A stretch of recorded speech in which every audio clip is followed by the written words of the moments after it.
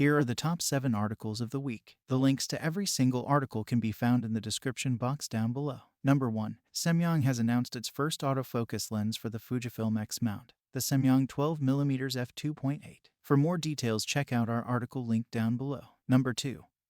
A sports photographer has purchased the new Fujifilm X f33mm f1.4. Initially, he was disappointed with the autofocus performance, but then he changed just one setting inside the camera and suddenly he got a close to 100% autofocus accuracy. Number 3. Fujifilm does not get things right all the time. Down below you will find a list of 7 critiques on Fujifilm that are absolutely justified. Number 4. We know that the Fujifilm X-H2 will feature a stacked sensor. We compare it to other stacked sensor cameras on the market and ask you what a fair price for the Fujifilm X-H2 would be according to you. Number 5.